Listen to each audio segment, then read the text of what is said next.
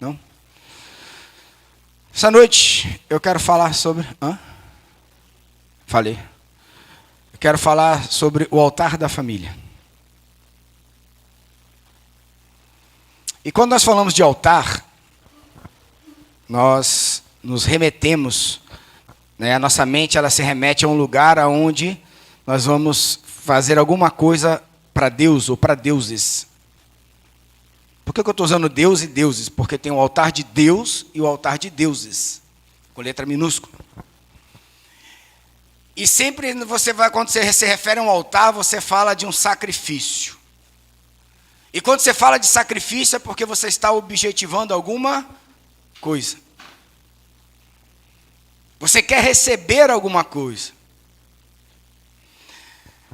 Todo altar tem para nós um sentido de nos elevar, de levar o nosso pedido a Deus, ao mundo espiritual, para que Deus resolva algo que eu no natural não posso o quê? Queridos, isso era o altar, é o altar que não representa Deus. Como assim, apóstolo? É. Porque o verdadeiro altar de Deus, ele está numa mesa. Onde ele partiu o pão e disse, esse é o meu corpo. Ele partiu o vinho e disse, esse é o meu sangue. E declarou, o sangue da nova aliança. Altares aonde eu busco elevar a minha incapacidade, agradar a Deus, para Ele fazer o que eu não faço, se chama altar do eu.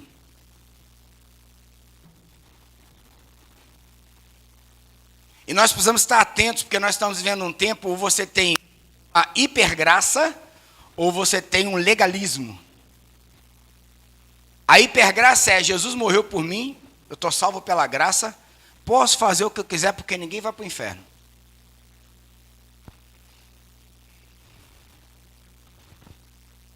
Mas a salvação não é de graça? É. Mas é por meio da fé. E o que seria o legalismo? Você tem que voltar a fazer tanta coisa para Deus, você tem que voltar a cumprir tantos ritos, você tem que ser tão moldado, tão formatado, que se você sair dali, Deus vai te mandar para o inferno. Vou exagerar aqui, sem querer combater usos e costumes, mas se você cortar um cabelo, botar um brinco, coisas desse tipo. E aí nós temos dois extremos, por quê? Porque nós não estamos sabendo aonde. Aonde é o meio da balança. E nós precisamos restaurar o altar. E tem que começar na família. E eu quero orar com você nessa noite. Para quê? Para que você conscientemente permita o seu coração se quebrantar, para que a palavra possa te transformar. Entenda uma coisa. O coração quebrantado é que recebe a palavra que transforma. Não é a palavra que transforma que quebranta um coração. Já já vou te dar um texto sobre isso. Mas a gente precisa estar atento a isso. Quando eu quero receber algo, aquele algo vai produzir em mim alguma transformação. Agora, quando eu não quero, eu posso até ouvir, mas eu não vou colocar para dentro. Vai vir aqui, mas não vai subir para onde? E é aqui que está o altar. Então tem coisas que eu vou falar nessa noite que me espinhou e pode te espinhar também. Tem coisas nesse tempo que é verdade bíblica e a gente está tão tomado por uma verdade teológica, muitas vezes, que não tem nada a ver com a própria teologia de Deus, com o próprio princípio da palavra de Deus, que a gente entra em confronto com Deus. A gente entra em confronto com o líder, a gente entra em confronto com a igreja. Aí eu não entrei em confronto, eu vou me embora, dou tchau e pronto. Filhinhos, deixa eu dizer uma coisa para mim e para você. Deus não vai mudar por causa das nossas necessidades.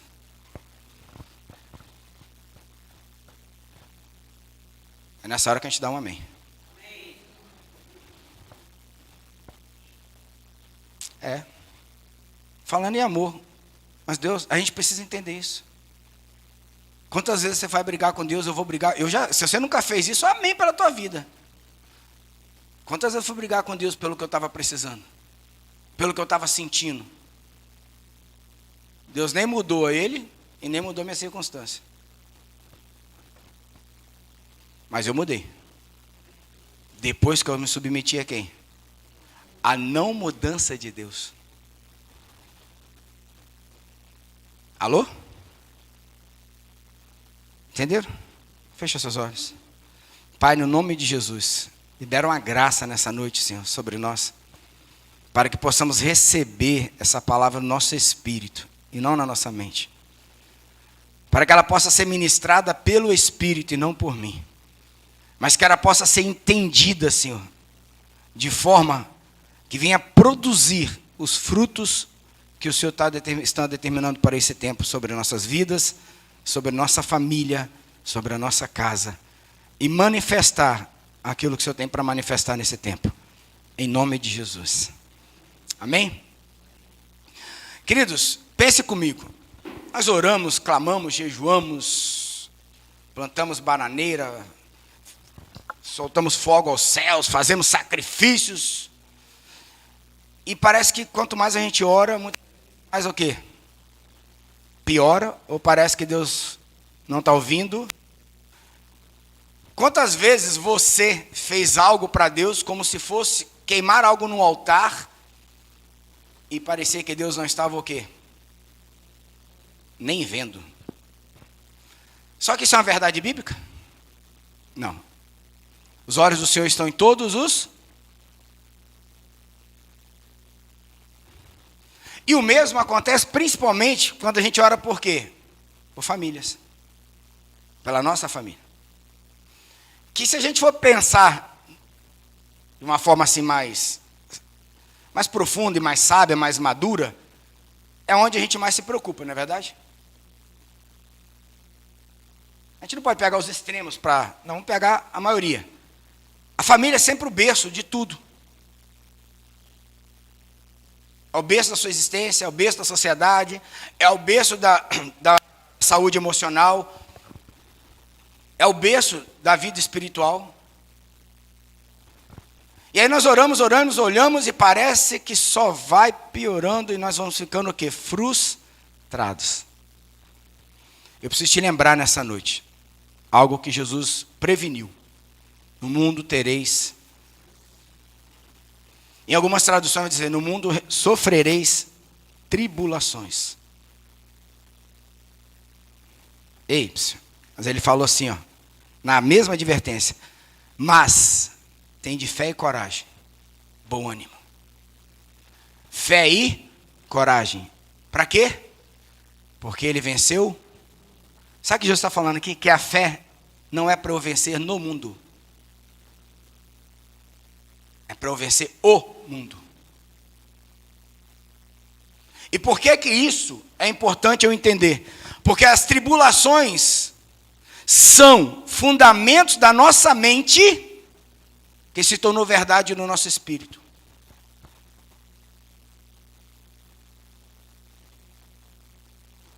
Vou falar de novo. Tribulações são fundamentos da nossa mente que se tornou verdade para o nosso espírito.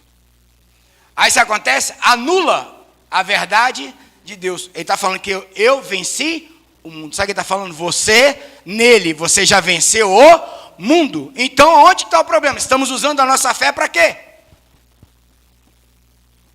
Para vencer no mundo. Você não foi chamado para vencer no mundo. Por isso você está frustrado com Deus. Você não é um ser humano tentando ser espiritual.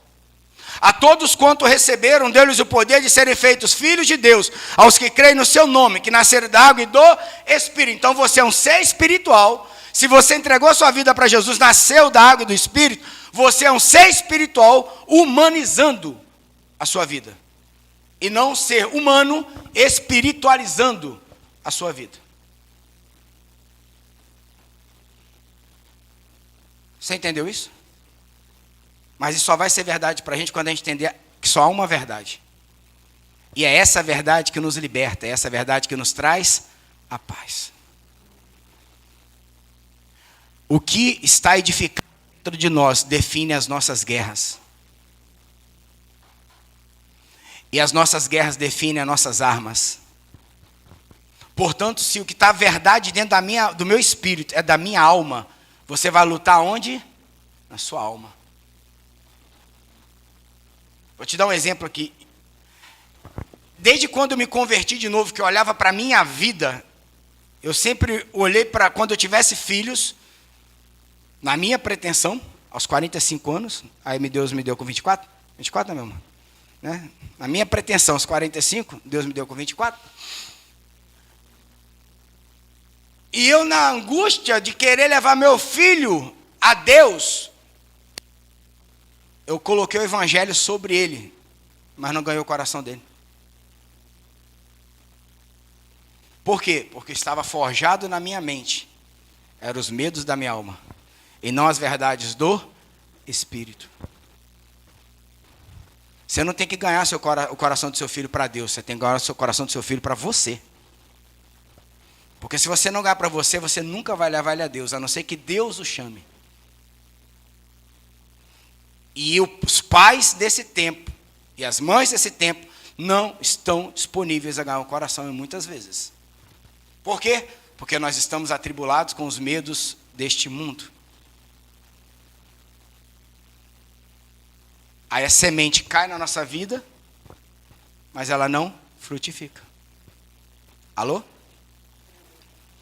Entendeu? Entendeu? Amém? Então o que está na nossa mente?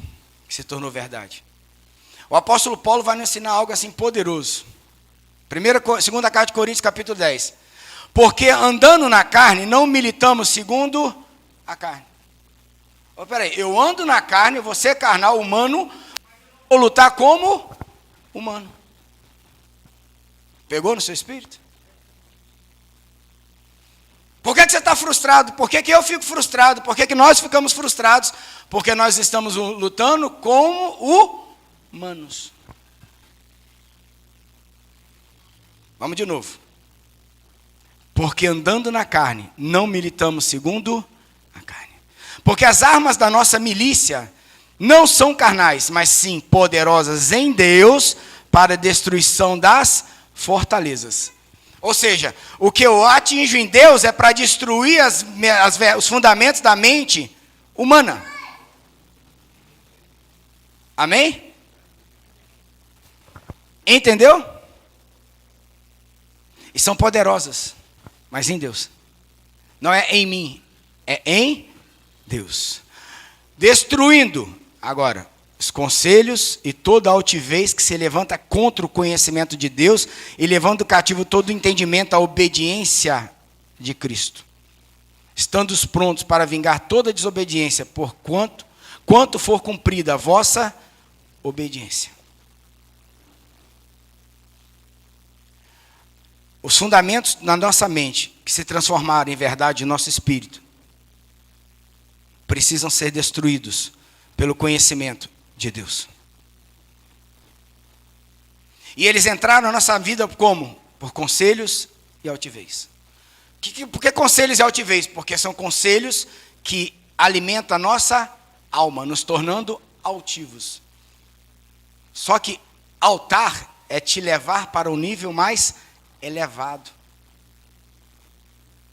Mas tem conhecimento, tem conselhos, tem ensinamento, tem doutrinas que vão te colocar no mesmo lugar que quem? Que Deus. E quando você vai para o mesmo lugar que Deus, você cai. Porque até o anjo caiu.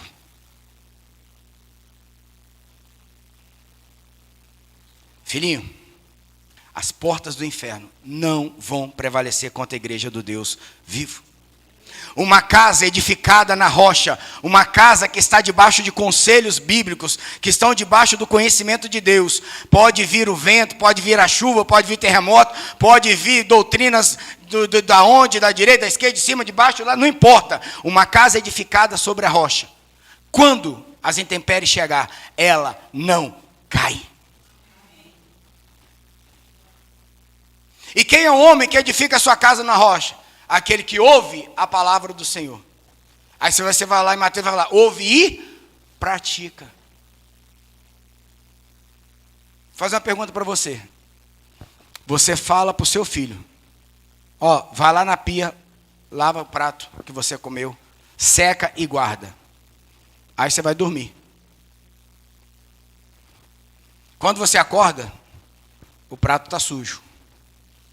Aí você fala assim, você não ouviu o que eu falei? Ele ouviu, eu já vou. Ele não ouviu, por quê? A palavra ouvir e a palavra praticar no grego, no Novo Testamento, as duas têm o mesmo significado. E ouvir e praticar te leva a cumprir a obediência. Então, se você é ouvinte da palavra, mas você não é praticante da palavra, Deus dizer uma coisa para mim e para você. Precisamos nos converter.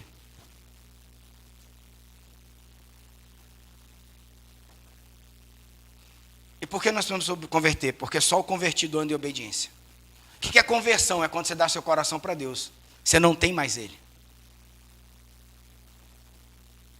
É quando quem governa a sua vida não é mais você. É a palavra de Deus. São os fundamentos do reino de Deus. Por quê?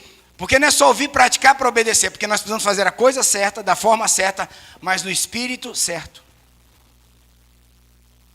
Isso aqui é complicado, sabe por quê? Porque às vezes nós estamos, como eu falei, orando, jejuando, clamando em santidade, buscando fazer tudo certinho. E está tudo certo. Mas no espírito errado. Se o filho for lá depois você falar de novo e lavar, ele fez certo ou fez errado? Ele não lavou? Você não mandou lavar? Mas qual era a lógica? Que na hora que você falasse, ele fizesse o quê?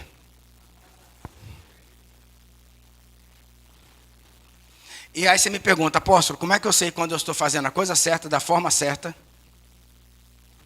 e no espírito certo? Escute isso aqui, ó. Todo mundo atenta a isso aqui, ó. Isso aqui é libertador.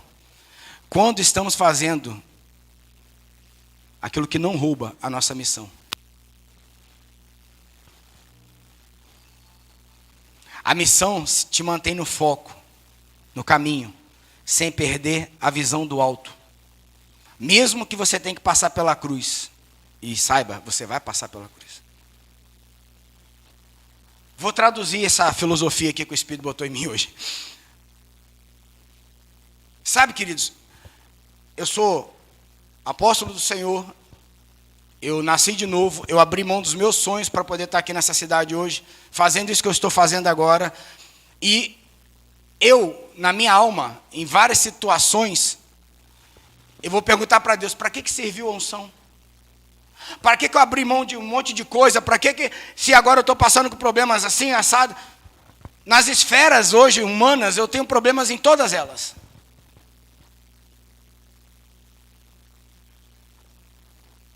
Se esses problemas me tirarem da missão que Deus me deu nesse lugar, eu não estou fazendo a coisa certa, da forma certa, no espírito certo. Porque é o Espírito que vai te conduzir em meio às tribulações, às dificuldades, os intempéries ou até mesmo às glórias. É o Espírito que te conduz. Está entendendo? E qual o problema? O problema é que nós temos no mundo dois espíritos influenciando. O governo de Deus ou o espírito que opera nos filhos da desobediência. Eu quero tirar da sua mente uma visão que tudo é o diabo.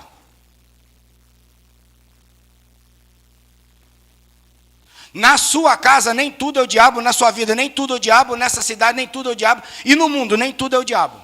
Porque se Jesus falou lá que nós vamos ter tribulação, mas ele venceu, ele não olha para mim e para você como quem está atribulado e derrotado.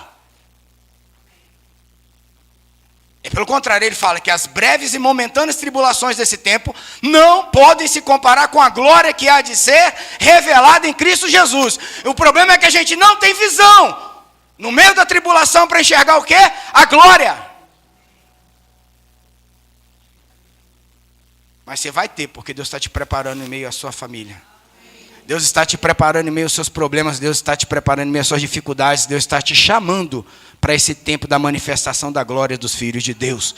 Porque são pessoas maduras, que entenderam o processo, que passaram pelo processo, que venceram os processos, que vão manifestar a glória do Senhor. Eu acho massa quando Paulo fala que aqueles que operam nos filhos da desobediência. Então quando Deus olha para o mundo, ele não vê um mundo que o diabo pegou os filhos, não. Ele vê os filhos dele, que está em desobediência à sua palavra, aos seus princípios. Então, como é que o diabo vai fazer nesse tempo? Ele vai transformar fundamento de Deus em princípios que não são de quem? Mas parecem que é de Deus. Escuta isso. Não é de Deus, mas parece que é. É igual o joio e o trigo. Se você olhar para o joio e olhar para o trigo, é a mesma coisa. Tem a mesma forma, tem o mesmo tamanho, tem a mesma aparência. Nasce na mesma terra, nasce juntos. Mas um frutifica e o outro morre.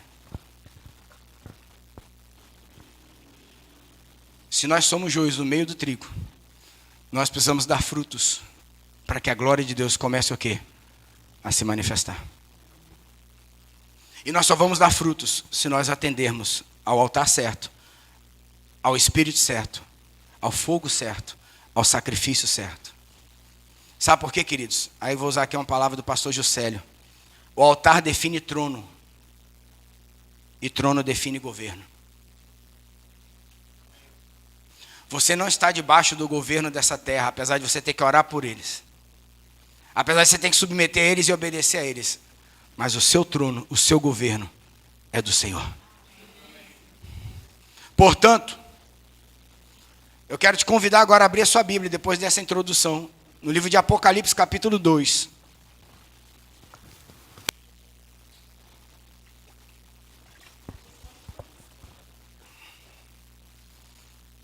Amém? Apocalipse 2, do 18 ao 29. Se nós precisamos fazer a coisa certa, da forma certa, no espírito certo, nós precisamos entender que dá para fazer a coisa certa, da forma certa, no espírito errado. E aí, João, direcionado pelo Espírito de Deus, pelo próprio Filho de Deus, pelo próprio Jesus, escreveu, versículo 18: ao anjo da igreja de Tiatira escreve: isso diz o Filho de Deus, que tem os seus olhos como chama de fogo e os pés semelhantes como latão reluzente. Eu conheço as tuas obras e o teu amor e o teu serviço e a tua fé e a tua paciência, e as tuas últimas obras são mais do que as primeiras. Para aqui. Deixa eu te dizer uma coisa nessa noite. Eu não quero entrar aqui em teologia pesada, mas eu quero que você tenha uma visão profética dos fatos. Amém? Então me dê licença para falar de uma forma mais ampla, para não ter que explicar algumas coisas mais complexas, que vão tirar até a nossa atenção. Mas pega isso aqui, ó. João, ele estava no lugar, Deus conduz ele à ilha de Patmos, e tomado pelo Espírito, ele vê o próprio Jesus, e Jesus está dizendo para ele: escreve ao anjo da igreja. Sabe o que ele está falando? Ó, ângelo são espíritos ministradores, então escreve aquele que ministra a igreja. Então ele não está falando para o mundo, ele está falando para quem? Quem é a igreja aqui? Amém. Agora olha que interessante. Eu conheço as tuas obras, o teu amor, o teu serviço, a tua fé, a tua paciência, e as tuas últimas obras são mais do que as Cara, tu repreenderia uma igreja dessa? Uma igreja que ama, que tem obras, ou seja, tem fé. Uma igreja que se move no amor, que trabalha, que serve ao Senhor. Você não está na igreja para receber, você está na igreja para servir. Né? Que tem paciência, que é longânima, ou seja, crê na verdade do Espírito, e que as obras agora são maiores do que as primeiras. Deus está falando de alguém que avançou ou que está parado? De uma igreja que avançou ou que está parada? Amém? Estava fazendo a coisa certa? Da forma certa? Agora escuta isso. Mas tenho contra ti que tolera Jezabel. Entenda Jezabel aqui não como uma mulher, mas como um espírito. Porque se Deus fala no espírito, ele não vai confrontar outra coisa senão o quê? O espírito, porque nossas armas não são carnais, mas poderosas em Deus para destruir fortalezas, amém? Então o que Deus quer destruir hoje são pensamentos, são conhecimentos jezabélicos. Agora, mulher que se diz profetiza, ensinar e a enganar meus servos, para que se prostituem e comam do sacrifício de idolatria.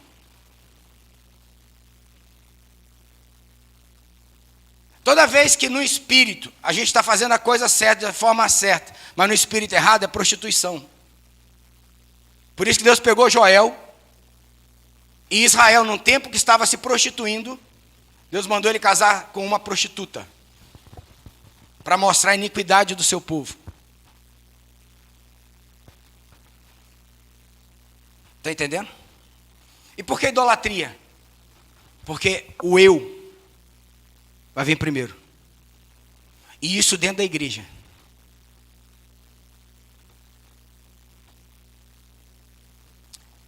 Aí a Bíblia diz mais: e dê-lhe tempo para se arrepender da sua prostituição, e não se arrependeu. Eis que eu porei numa cama, e sobre os que adulteram com ela virá grande tribulação, se não se arrependerem das suas. Cara, o fato é que muita gente está doente. E muito espírito está morrendo. Porque está de forma que não se arrepende mais. Ou seja, produz uma dureza nos nossos corações. E um coração duro não pode receber a palavra da revelação. Aí você fala com a pessoa, ele vai usar a Bíblia para justificar o quê? O que ele está fazendo. Quer que eu te prove isso? É simples, quando Jesus falou do divórcio. Tentaram pegar Jesus na lei, mas Moisés permitiu dar carta de divórcio. Aí Jesus foi por causa da dureza do vosso coração. Porque no princípio não foi o quê? Assim, o que Jesus está falando? Porque quando o meu coração está duro, eu vou usar a Bíblia para justificar até o quê? O que não é fundamento de Deus. Divórcio nunca foi fundamento de quem? De Deus.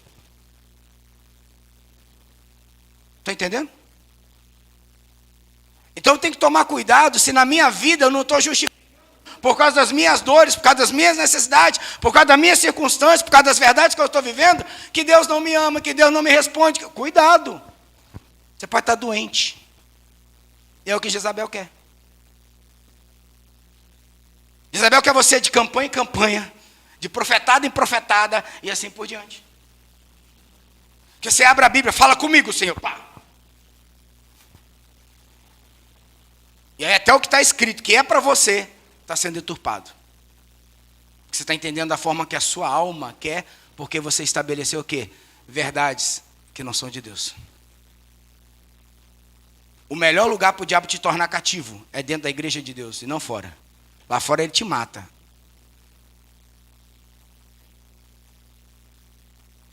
Queridos, pensa nisso aqui, ó.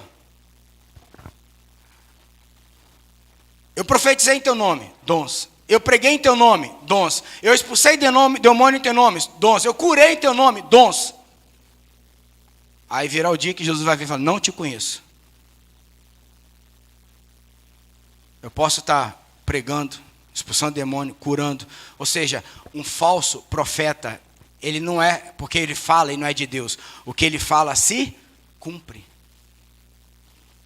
O problema da falsa profecia, sabe qual é? Que ela não veio dos céus. Ela veio de uma necessidade da onde? Humana. Só que o padrão de Deus é assim na terra como? Então eu preciso ir para o céu para entender as coisas e colocar no modelo aonde? Na terra. Por isso você se tornou espiritual. Para manifestar no humano aquilo que é o quê? Do espírito. Pega isso no teu espírito nessa noite. Você entendeu isso? E ele diz mais: ferirei de morte os seus filhos. E a todas as igrejas saberão que eu sou aquele que sonda o rim. Aí fala de conserto e os corações. E darei a cada um segundo as vossas obras. Mas eu vos digo a vós e aos restantes que estão em Tiatira, e a todos quantos não têm esta doutrina, ou seja, conhecimento, não se envolveram com essa verdade, e não conheceram, como dizem, as profundezas de Satanás, que outra carga não vos porei. Mas o que tendes, retende-o até que eu venha. E ao que vencer e guardar até o fim as minhas obras, eu lhe darei poder sobre as nações. E com a vara de ferro as regerá. Serão quebrados os vasos de oleiro, como também recebi do meu Pai. E dar-lhe-ei a estrela da manhã. Agora escuta isso aqui, ó. Quem tem ouvido, ouça o que o Espírito, com a letra maiúscula, diz às igrejas. É engraçado que aqui ele não fala assim, diz à igreja de Tiatira, não, diz a todas elas. De Éfeso, Tiatira e assim por diante. Porque cada igreja dessa fala de uma fase. Também fala de um tempo que nós vamos viver dentro da casa de Deus nesses dias. Então estava fazendo a coisa certa? Estava. De forma certa? Estava. Mas no espírito o quê? Errado. Amém? E Deus deu tempo para se arrepender? Sim. Mas ele vai destruir se não se arrepender? Sim. Vai colocar enfermo e ainda vai matar.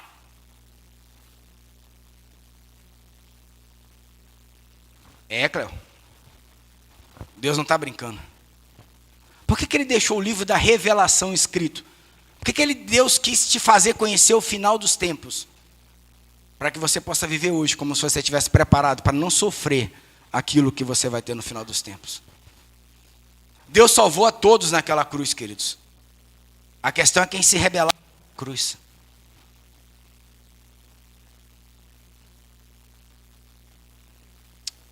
E aí eu entendo uma coisa.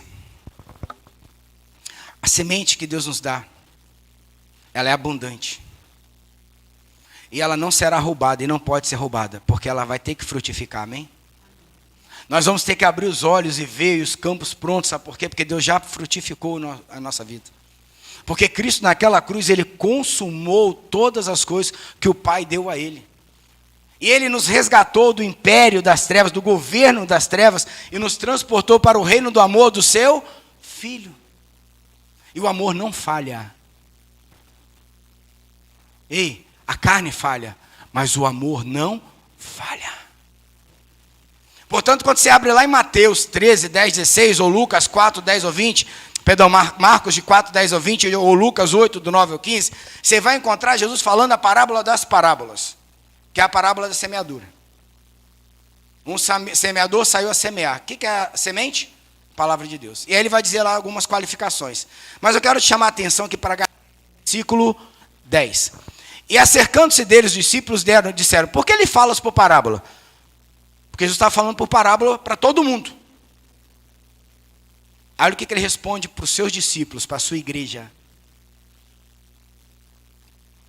Aquilo que ele mandou a gente ir de fazer, ensinando tudo que vos tenho ensinado. Aguardar, trazer para dentro, viver daquilo que está aqui dentro, daquilo que veio para a mente e foi para o coração. Aí ele está dizendo, ele respondendo disse, porque a vós, e eu vou dizer nessa noite, a vocês é dado conhecer o mistério do reino dos céus. Mas a eles não lhes será dado. Porque aquele que tem, se dará, e terá em abundância. Mas aquele que não tem, até aquilo que tem, lhe será tirado. Você foi chamado para receber e abundar. Amém? Você tem em Deus uma autonomia, você tem em Deus uma promessa, você tem em Deus uma verdade através da sua palavra, que você foi chamado para receber de Deus e abundar naquilo que você recebe de Deus. Porque Deus implantou tesouros dentro de nós.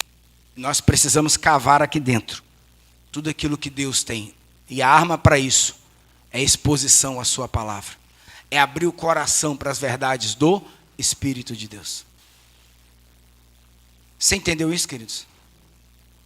Por quê? Porque se eu não fizer isso, olha o versículo 13. Por isso lhes falo por parábolas, porque eles, vendo, não veem, e ouvindo, não ouvem, nem compreendem. E nele se cumpre a profeta de Isaías, que diz: ouvindo, ouvireis, mas não compreendereis, e vendo, vereis, mas não percebereis, porque o coração deste povo está endurecido. O que Jezabel quer fazer? Trazer que endurece o quê? As verdades de Deus para nossas vidas. Não, isso é muito difícil. Nossa, depois que eu aceitei Jesus, só Jesus na minha vida mesmo. A sua casa parece que ela é pior do que qualquer casa do mundo que não tem Jesus. A sua tribulação parece que é mais a tribulação do que qualquer endemoniado está perdido por aí, cheio e possesso de potestade e principado. Como? Não é essa a verdade de Deus? Então o que está acontecendo? O altar de Deus, que é o nosso coração, está o quê? Endurecido. E o que Deus quer fazer? Na mesma profecia, Ele quer que a gente ouça e escute. Que a gente veja e veja. E compreenda com o coração.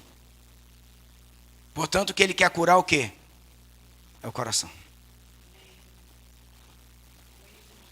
Cara, você pode ser o vice-querubim ungido. Se o seu coração não for curado, tu cai do céu. Sabe quem é o dono da verdade? Deus. O resto, todo mundo ou se submete ou tem problema com Deus. Não, mas a teologia, não, mas o autor, não, mas o seu quê? Ô, queridos, deixa eu falar uma coisa para você. O seu conhecimento, todos os dons que Deus te deu, todos os ministérios que Ele colocou dentro de nós, é para cumprir uma missão. Se a sua verdade te tira da missão de Deus, eu vou te falar uma coisa, abandona a sua verdade e vai para dentro da missão de Deus. Por quê? Mas bem-aventurados os vossos olhos, porque veem, e vossos ouvidos, porque ouvem. Então, por que nós estamos falando de restauração do altar da família? Porque você só pode restaurar alguma coisa se você tornar a condição original. Se esse prédio aqui fosse tombado pelo patrimônio histórico, eu poderia chamar um arquiteto e falar assim, vamos fazer tudo diferente aqui agora? Não, mas o tempo mudou, as coisas estão modernas, mas foi tombado. Eu posso mudar? Eu posso fazer do jeito que eu quiser? Tem que ser igual o quê? Então Deus não quer restaurar nossa vida. Ele quer transformar nossa vida. Mas peraí, mas restaurar não é voltar para o original? Não, queridos. Os princípios que nós nascemos debaixo de quê? Do pecado. O que Deus quer fazer é transformar a nossa vida. Para a gente poder andar agora debaixo dos fundamentos certos. Tem muita gente na igreja para Deus restaurar a sua vida. Deus vai te matar, filho. Quem quiser vir após mim, negue-se a si mesmo, tome a sua cruz e siga-me. Porque Deus vai falar com você todo dia, você está errado e eu estou certo. E você só vai compreender isso quando você for para aquela cruz, que ela vai matar o que em você é verdade, para colocar o que é verdade de quem? De Deus. Aí você vai poder seguir. Jesus, quando subiu na cruz dele, deu uma para cada um de nós. Para que a gente possa viver morto na carne, mas vivo onde? Por isso que a sua carne luta contra o seu espírito. E essa guerra é sua, não é de Deus. É quem você alimentar que vai vencer. Alô? E por que nós não podemos mudar os fundamentos? Porque passarão céus e terra, e a sua palavra não? Porque Ele é o primeiro e o último, o princípio e o fim, o alfa e o... Porque dele, por meio dele, para ele são todas as... Aquele que era, aquele que é e aquele que há de... Nada mudou. Cristo continua sendo o mesmo. De eternidade em eternidade, Ele é Deus. Então, ou eu e você voltamos para os fundamentos, ou nós vamos querer modernizar o Evangelho, modernizar a igreja, modernizar a palavra, e vamos acabar no inferno. Porque nós somos moderninhos. O inferno deve ser bem moderno, né? Muita chama assim piscando, muita coisa, né? Fogo, calor. Só Jesus. Mas deixa eu trazer aqui algumas coisas. Queridos, qual é o fundamento? Aí agora vamos para a família. A igreja, ela caiu pela família. Porque Deus começou tudo na família. E Ele vai terminar em uma família. Agora eu vou te dar fundamentos agora, que são extremamente importantes. Pega isso no teu espírito. Se Deus quer restaurar a sua igreja, Ele vai restaurar a família ou a igreja?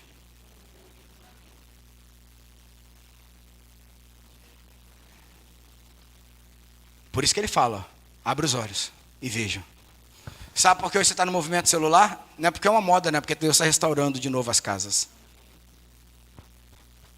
Você que está debaixo desse ministério, MAGC, você está no movimento profético de restauração. Pega isso no seu espírito e pratica. Ouve. Agora é interessante. Por que Deus está restaurando? Porque isso é fundamento. Família é fundamento do reino. Família não é vontade humana. Família é fundamento de quem? Então vamos lá. O primeiro altar que quebrou foi qual? Da família. Aonde? No Éden. Faz uma pergunta para você. Você foi convidado no casamento de Adão e Eva? Tinha padrinhos? Tinha um juiz de paz? Tinha um pastor pregando? Um padre fazendo homilia? Por que o casamento deles não precisava de nada disso? Porque estava debaixo do próprio Deus. Queridos, quando você vai ler a construção do Éden, você vê que está determinado um espaço físico no Éden. Sabe por quê? Porque quando nós estamos debaixo do reino dos céus, nós estamos determinados debaixo de um lugar onde o nosso teto é Deus, onde o nosso guarda é Deus, onde o nosso vigia é Deus, onde quem sustenta, alimenta, produz em nós é o próprio Deus.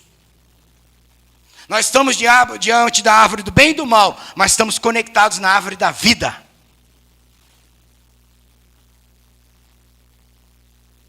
E o que o pecado vai gerar em nós? Morte. Então o que era o altar ali? Era a aliança que Deus tinha, a própria presença de Deus.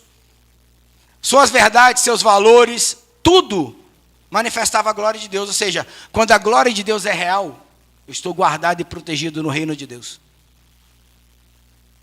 Não preciso de cerimonial.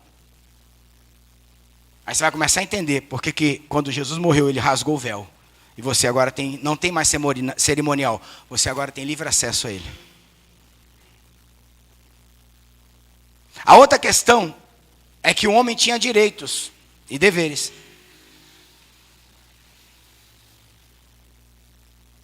Mas aí ele caiu.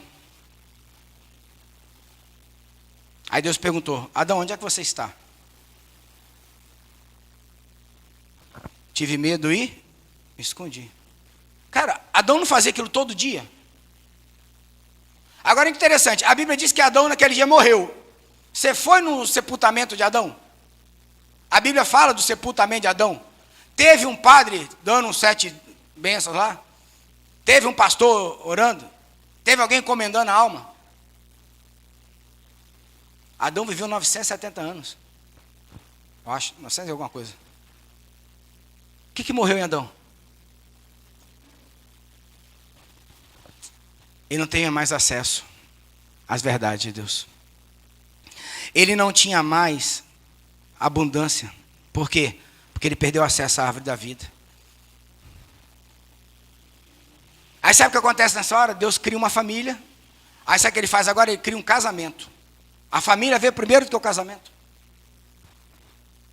O que ele casou agora? Ele casou agora Adão com a igreja. Que é Adão? O Cristo. Paulo vai dizer assim, assim como é o marido e a mulher, assim também é Cristo e a igreja. Por isso que ele comeu do fruto. Ele tomou em si nossas transgressões, as nossas enfermidades, e o castigo que nos traz a paz estava sobre ele, pelas suas pisaduras fomos. Esse casamento foi o único que Deus fez entre Cristo e a igreja.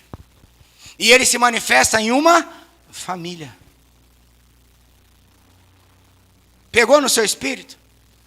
Portanto, querido, quando Jesus morre naquela cruz, O Adão velho estava caindo nas nossas vidas e agora o novo Adão, que traz a nossa nova aliança, ele nos traz conexão de novo com a árvore da vida.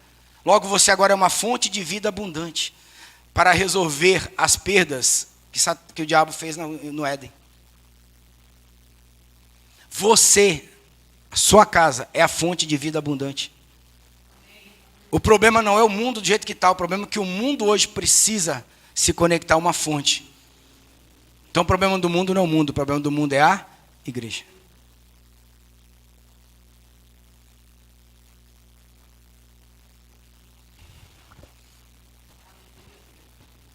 E esse casamento não chegou ainda ao fim. Porque você vai lá na boda de Caná da Galileia, ele transformou a água em vinho. A água fala da lei. O vinho fala da nova aliança. A festa judaica durava 7 dias. São 7 igrejas. E o noivo e a noiva ainda não tinham consumado o quê? Suas núpcias. Assim como ele também ainda não consumou. Ele está preparando as nossas vidas para a consumação do seu casamento. E você está passando o que está passando hoje, porque Deus está trabalhando nesse tempo para isso. Deus não perdeu a sua glória, o seu reino não está abandonado e ele não saiu do seu trono. O reino de Deus é chegado a nós e nós fomos salvos para ter uma vida e vida em abundância. Isso é a verdade de Deus. Ou você vai passar a crer e vencer, ou você vai continuar lutando com as verdades que estão onde? Ou pior, se movendo nessas verdades. Então, como é que eu entendo Jezabel e o que ela faz nos tempos de hoje? Aí nós vamos lá para Malaquias 4. Malaquias 4 diz assim, para a gente discernir esse tempo. Porque eis que o dia vem ardendo como fornalha. Qual dia? O grande dia do Senhor, que também está lá no livro de Joel. O que é o grande dia do Senhor? O dia desse casamento, dessa boda. Aonde um fogo vai separar aquilo que tem fundamento daquilo que não. Aquilo que for palha vai queimar, mas aquilo que for fundamento vai se tornar ainda mais valoroso. E vem um tempo aí, meus queridos, que as casas, os casamentos de verdade, os maridos e as esposas de verdade, os filhos de verdade, vão manifestar uma glória que esse mundo vai querer, em nome de Jesus.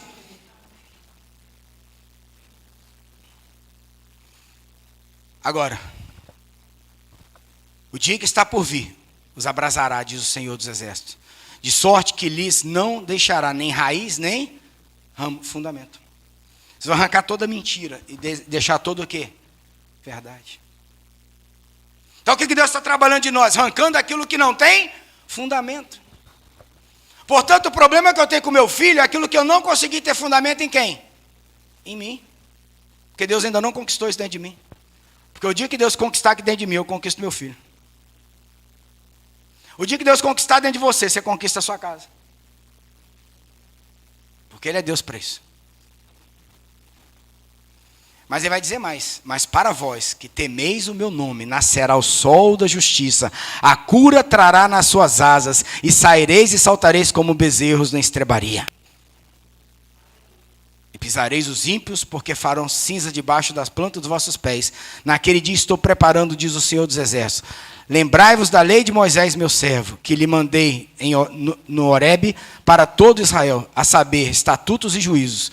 Eis que eu vos enviarei o profeta Elias antes que venha o grande e terrível dia do Senhor. Olha que interessante. Tem traduções que vai dizer, o maravilhoso e terrível dia do Senhor. Por que maravilhoso?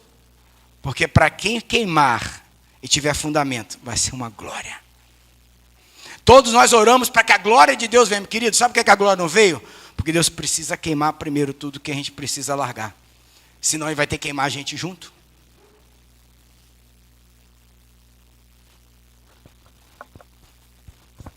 Mas para quem não está com fundamento, vai ser terrível. E como é que Ele vai fazer isso? Ele vai enviar agora o profeta Elias. O profeta Elias vai ressuscitar? Tem gente que defende esse texto para o espiritismo. Não, queridos. Ele está dizendo que vai vir na mesma unção. Por quê? Porque Elias foi o profeta que combateu quem? Jezabel. Agora pega no teu espírito.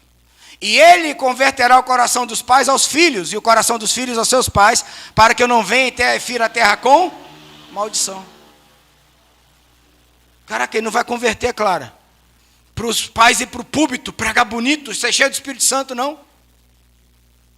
A restauração de um avivamento verdadeiro vai começar no coração dos pais.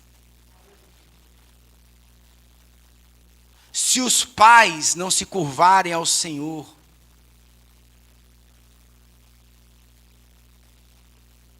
e olha que interessante, você que vai se converter ao coração do seu filho, e não seu filho a você. Mas quantas vezes eu fiz isso? Mas eu. E sabe por que você fala, mas eu? Porque você está ferido. Porque quando Isaías, a profeta, fala, o Espírito do Senhor está sobre mim, porque ele me ungiu para pregar as boas novas. Libertar os cativos e oprimidos. Apregoar o ano aceitável o Senhor te ungiu nesse tempo para isso. E começa na sua casa. Depois lê Isaías 11, que vai falar do espírito de conselho, de tudo isso. Não é que a gente está fazendo a coisa errada, é porque a gente está fazendo no espírito errado. E eu falo a gente mesmo, estou nesse barco com vocês. Então entenda o que Deus está fazendo, queridos. Agora eu quero que você trave aqui a coisa. O Senhor dos Exércitos, Adonai de Shavuot, sabe o que significa isso? Hostes celestiais, é aquele que está chamando para a guerra. Ele não está dizendo que se você quer ou não quer, ele está dizendo o seguinte, eu tenho um exército que eu vou levantar nesse tempo. E esse exército vai ser movido pelo espírito de Elias. E nesse espírito de Elias, os corações dos pais vão se converter aos filhos. E eu derramarei sobre toda a minha carne o meu espírito. Então o grande avivamento desse tempo começa em mim e você. E é interessante que Malaquias, Deus ficou 400 anos sem falar com o seu povo. E só volta a falar agora através de quem? De João Batista. Aí sabe o que Deus fala para o profeta para o sacerdote Zacarias, pai de João Batista? O anjo do Senhor lhe apareceu, aqui em Lucas 1, posto em pé à direita do incenso, ou seja, dentro do templo. E Zacarias vendo trouxe e caiu em temor sobre ele. Nós vamos voltar a ter temor naquilo que a gente ouve de Deus. E o anjo lhe diz, Zacarias, não temas, porque a tua oração foi ouvida e Isabel, tua mulher, dará à luz um filho e lhe porás o nome de João. E terás o prazer e alegria, e muitos se alegrarão no seu nascimento. Porque será grande diante do Senhor, e não beberá vinho nem bebida forte, e será cheio do Espírito Santo desde o ventre da sua mãe. E converterá muitos filhos de Israel aos filhos do seu Deus. Irá diante dele no espírito e virtude de Elias, para converter os corações dos pais aos filhos, e os rebeldes à prudência dos justos, com o fim de preparar ao Senhor um povo bem disposto. Sabe quem é fruto disso? Eu e você. Mas você está disposto? Você está bem disposto ou você está atribulado? Queridos, nós não podemos perder a visão. A visão de que Elias está falando, que Malaquias está falando, a visão que está se cumprindo em João Batista, e depois de João Batista não teve nenhum profeta, foi o próprio Jesus que deu continuidade. E agora ele não nos fala mais através dos seus profetas, mas através do próprio seu filho. E ele diz, há de ser que depois derramarei o meu espírito sobre toda a carne. Isso aqui é o que os nossos filhos serão nesses dias. E os vossos filhos e vossas filhas profetizarão. E os velhos terão sonhos, os vossos jovens terão visões. E também sobre os servos e sobre as servas naqueles dias derramarei o meu espírito. E mostrarei prodígios nos céus e na terra, sangue, fogo, coluna de fumaça. O sol se converterá em trevas e a lua em sangue, antes que venha o grande e terrível dia do Senhor. Essa é a promessa para mim e para a sua casa. Essa é a promessa para mim e para a sua família, se nós estivermos fundamentados em quem? No Senhor. E há de ser que todo aquele que invocar o nome do Senhor será? Pronto. Você crê nisso? Isso é capaz de mudar a sua visão hoje? Porque se não for, Você vai lutar para que mude. Você vai clamar ao Espírito Santo para que mude você. Para que converta o seu coração. Porque essa é a promessa de Deus.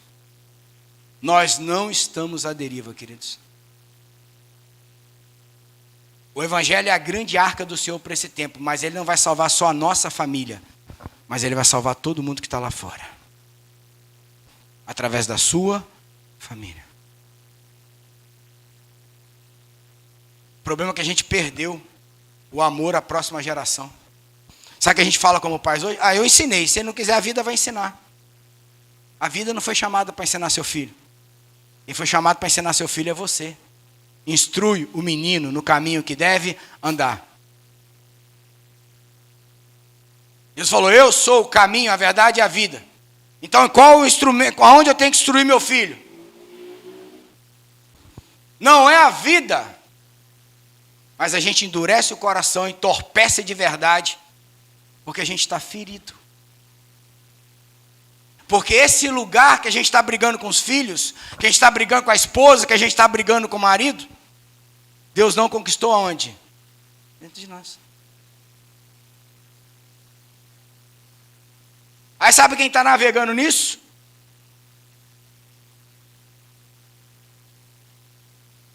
O espírito de Jezabel. Porque ele está falando assim como nos dias de Elias. Então vamos entender o espírito de Jezabel. A palavra Jezabel significa Baal é Deus.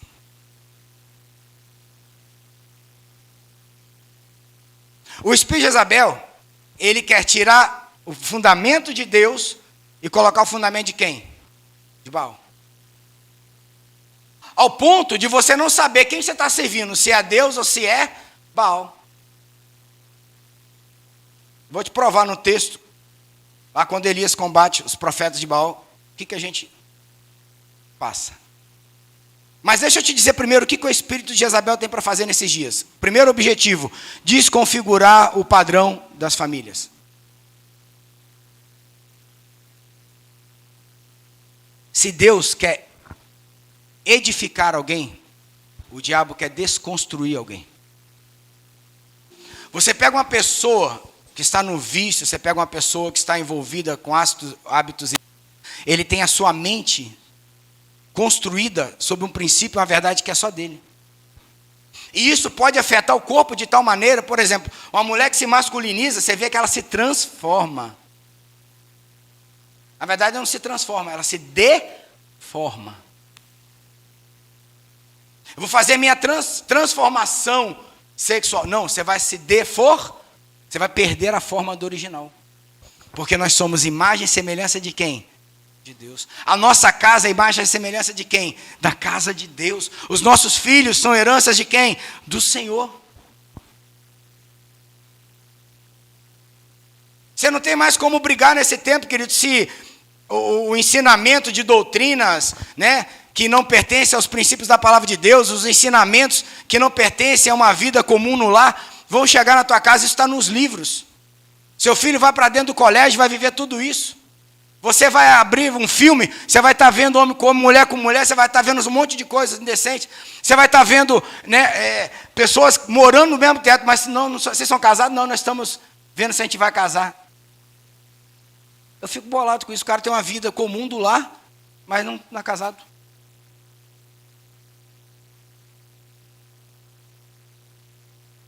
Eu conheço gente que é um negócio muito certo. Estava junto, não deu certo. Agora cada um mora de um lado. Diz que são casados. Mas a Bíblia não fala assim, deixará pai e mãe, serão ambos uma só carne. Dá para pegar a carne e botar uma em cada lugar? Então o princípio está errado, não está? Deus criou macho e fêmea. Dá para pegar dois homens e falar que é família? Não dá. Pode falar o que ele quiser, mas não é o princípio da...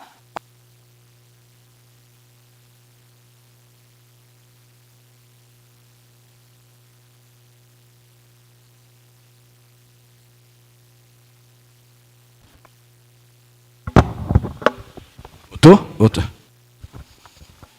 Deixará o homem, seu pai sua mãe, e a mulher, seu pai, e serão ambos uma só? Sabe aonde o casamento encrenca, filho? Quando está todo mundo debaixo do mesmo quê? Por causa da intimidade. É a intimidade que expõe teu coração. Por isso que se eu não tiver intimidade com Deus, o que é ser íntimo de Deus? É Ele me conhecer, não é eu conhecê-lo. Eu vou para o secreto para eu conhecer Deus. Não. Você vai para o secreto para você se conhecer, porque Ele é o fundamento, Ele é a origem. Quem sou eu, Pedro?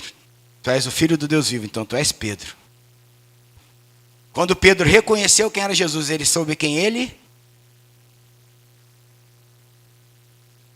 Alô? Tem mais. Atua na manipulação e controle. Troca os papéis e valores do lar. É interessante que esse tempo gritaram tanto pelo feminismo que hoje a mulher não quer ter filho.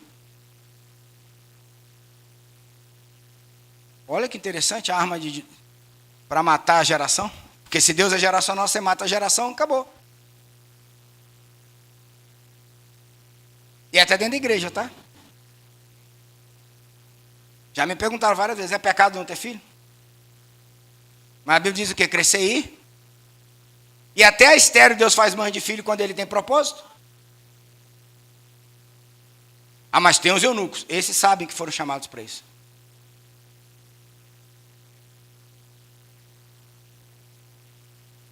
A mudança de valores. Empoderamento exacerbado da mulher e castração dos homens. O homem não sabe o seu lugar. Se ele grita, ele é mal educado. Se ele luta pela sua verdade, ele não tem um nome agora que dá que eu esqueci, machista, qualquer outra coisa.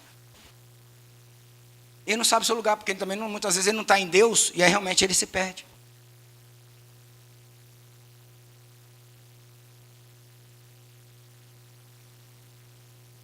Deixa eu andar aqui, porque se eu for explicar tudo vai dar complicação, mas vamos lá.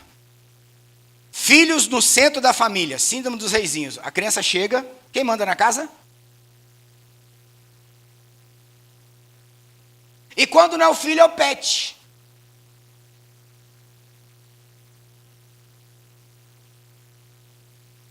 É porque o amor está se esfriando, a gente prefere criar cachorro do que gente. Dá menos trabalho.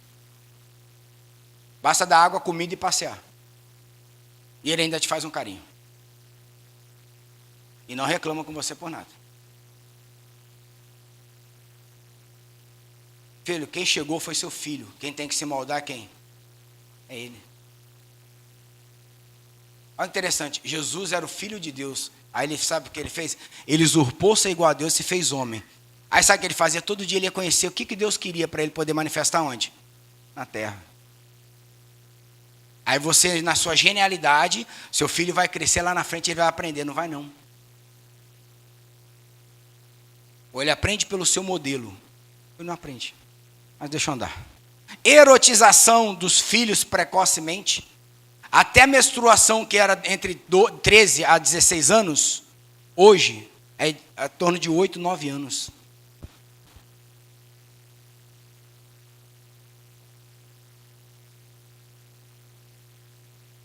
As crianças, para ficar viciadas em pornografia, era acima dos 12, 13, 14 anos. Hoje, você tem um monte de criança nos consultórios psicológicos com 8 anos, que não consegue viver sem a pornografia. E a pornografia destrói circuitos cerebrais exatamente igual a cocaína, a maconha, a heroína e assim por diante. Tem dúvida? Busca na internet um artigo científico. Tem vários.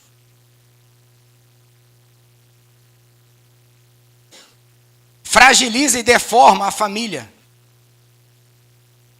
Qualquer coisa é motivo para quê? Não. Isso dentro da igreja, que é pior. E deforma o matrimônio. Não está debaixo mais do princípio de Deus. Eu junto, separo, vou, volto, faço o que eu quero, porque a vida é minha. E isso vai sendo introduzido, sabe por quê? Através de doutrinas de Jezabel. Porque a gente tem a tendência de mandar o filho para o colégio educar o filho. Não, quem educa o seu filho é você. O colégio instrui. E na sua casa você precisa doutriná-lo, porque se ele tiver a doutrina certa dentro dele, quando ele estiver lá fora, ele vai reconhecer o que é falso do que é verdadeiro. Mas se ele não tem, tudo que é falso lá vai entrar nele como o quê? Aí os filhos de hoje, eles crescem, aí quando dá 16, 17 anos, você não consegue segurar mais, ele vai para o mundo. Quantos aqui tem filhos assim? Quantos aqui tem amigos que estão sofrendo com os filhos do mundo e estão dentro da igreja? Aí.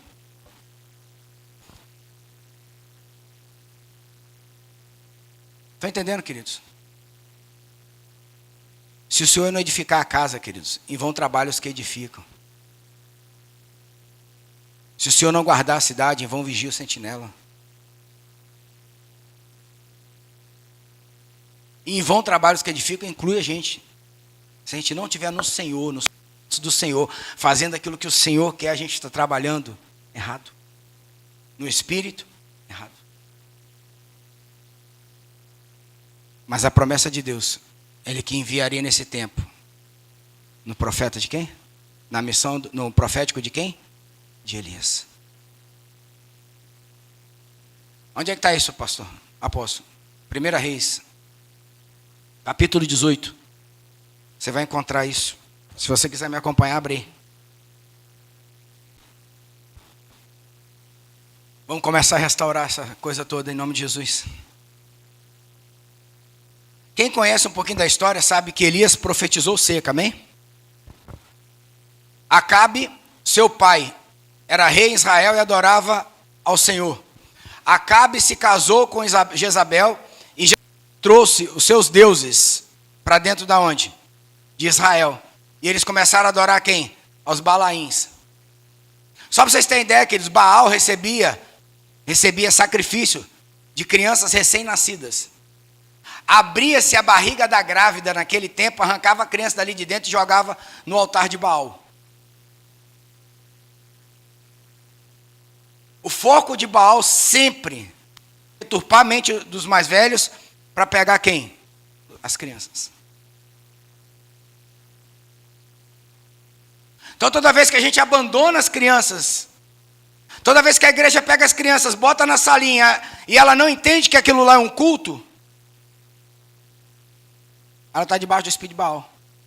Toda vez que eu e você trazemos as crianças para a igreja, sem instruir em casa o que é a igreja, o que nós fazemos com a igreja, o temor que a gente tem que ter na igreja, a responsabilidade e a obediência, nós estamos debaixo do espírito de Baal.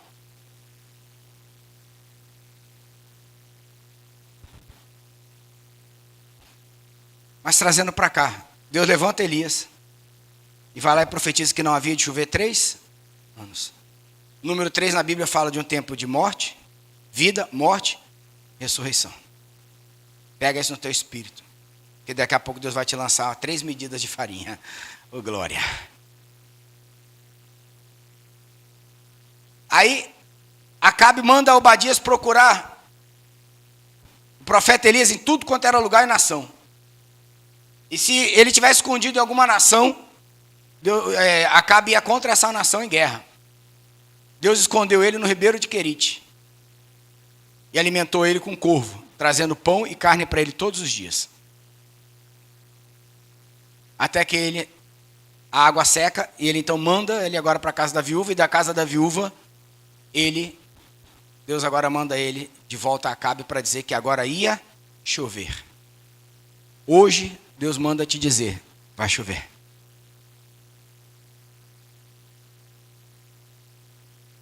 Vai chover, querido.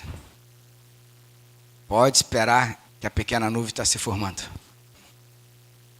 E esse já é o sinal. Que os seus olhos se abram para ver esse sinal nessa noite. Mas vamos lá. Então foi Obadias encontrar-se com Acabe, ele anunciou. E foi Acabe encontrar-se com Elias. Ou seja, Obadias falou para Acabe, Elias quer falar com você. Elias foi. E sucedeu que vendo Acabe Elias, disse-lhe, és tu perturbador de Israel? Então disse ele, eu não tenho perturbado Israel, mas tu e a casa de teu pai, porque deixastes os mandamentos do Senhor e seguistes a Balaim. O que traz perturbação na nossa casa é deixar os fundamentos certos.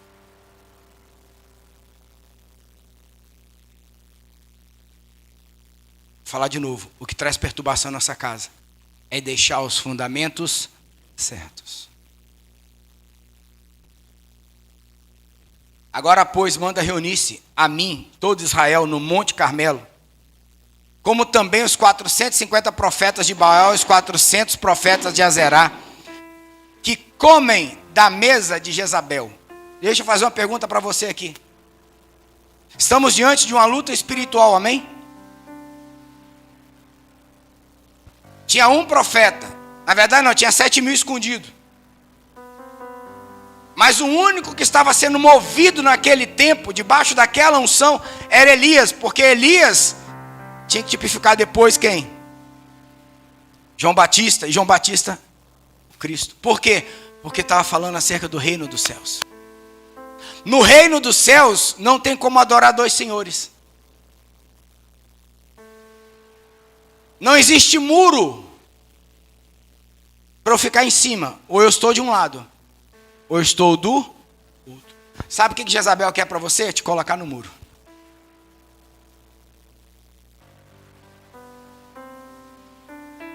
Deus vai fazer ou não vai?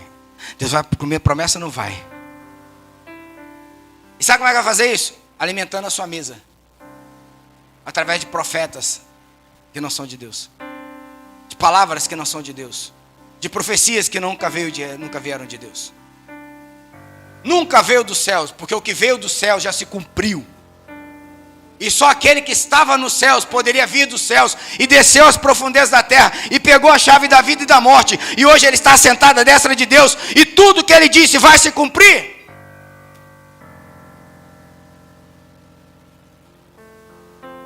Queridos, não tem opção para mim e para você não. Ou a gente crê, ou a gente crê.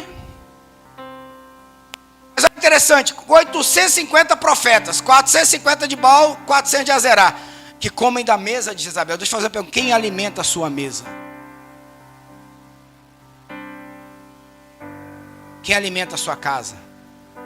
Quem influencia seus filhos? Quem influencia o seu esposo?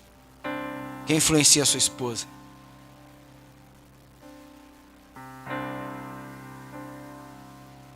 Não vai dar tempo de falar não, mas se você parar para pensar, os maiores milagres foram feitos aonde?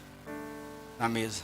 Jesus partiu o seu corpo, restaurando a nova aliança conosco através de uma mesa. Quem que você tem ouvido nesse tempo? Quem são as 5 pessoas que você ouve?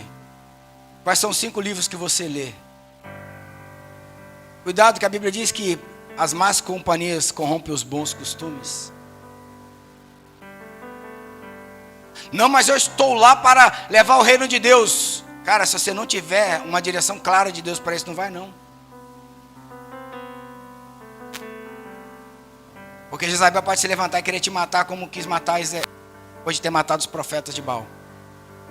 E ele é agressivo.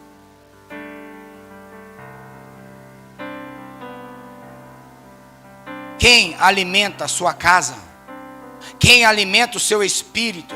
Quem alimenta o espírito e o coração dos seus filhos? Quem alimenta o espírito e o coração da sua esposa, do seu marido? Quem tem te alimentado nesses dias? Quais as verdades você tem colocado para dentro de você?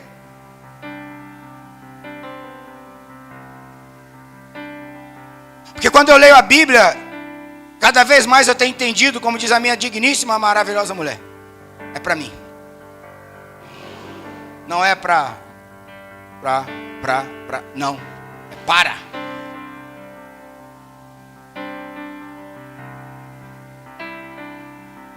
A Bíblia é para quem quer ser salvo. A Bíblia é para quem tem fé. A Bíblia é para quem ama a Deus. A Bíblia é para quem quer manifestar a glória de Deus. A Bíblia é para quem quer receber um coração sensível ao Espírito, que é capaz de amar, que foi revestido para anunciar as boas novas. A Bíblia, a palavra de Deus, ela é vida para quem quer ter vida, porque quem não quer ter vida já está morto. A Bíblia não é vitória, a Bíblia é cruz, porque a vitória é a fé. Uma vez que você tem fé, você já venceu, porque a fé é a vitória que vence o mundo.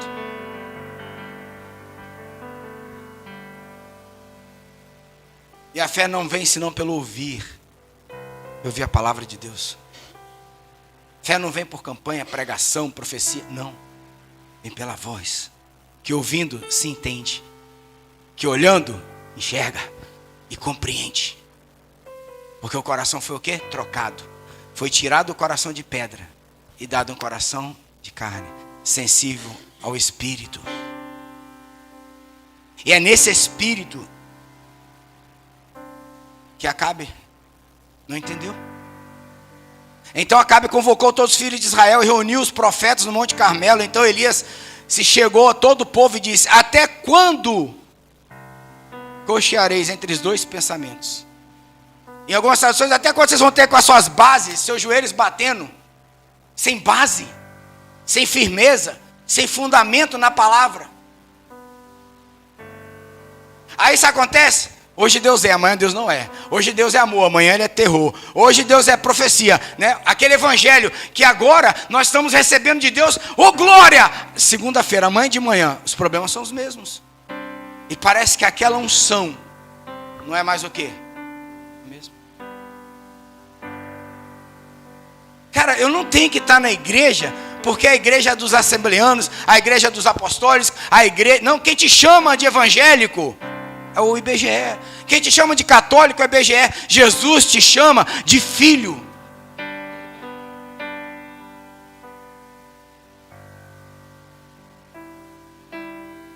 Sabe por que te chama de filho? Porque Ele nos deu um pai que tem a vontade nos céus para ser estabelecida onde? Na terra. E ela vai ser estabelecida. O problema é que não dá para ter dois pensamentos, não dá para servir a dois senhores, não dá para andar em cima do muro, ter dúvidas. Queridos, a palavra de Deus não falha. E sabe o que o povo respondeu para ele? Ou melhor, olha o que ele faz. Vocês têm dois pensamentos. Se vocês vão servir a Deus, sirva a Deus. Mas se você vai servir a Baal, sirva a Baal. Ou seja, nem para servir o diabo, o inferno, dá para servir. Se não é só o inferno. Não dá para ser meio santo, meio pecador. Meio de Deus, meio do diabo. Não dá. Nem o diabo aceita você, meio dele, meio de Deus. Desculpa aí que eu estou tentando. Não é... Em nome de Jesus. Agora o que o povo responde? O que o povo responde? Se eu te fizer essa pergunta, você serve a quem? Você sabe? Você sabe responder pelo menos?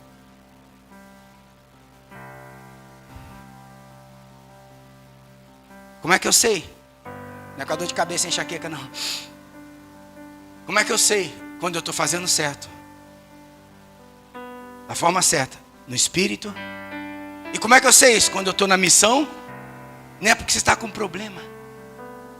No mundo você vai ter aflição sim. Mas é quando a aflição não toma o seu coração e retira o lugar de Deus. É quando as aflições desse tempo não pegam a palavra de Deus que foi plantada numa terra boa e não deixa você frutificar. Fala uma coisa para você, ó. Se eu dependesse de estar aqui, com a minha casa toda certinha, minha vida toda certinha, para pregar para você, vocês estavam tudo indo para o inferno. Comigo.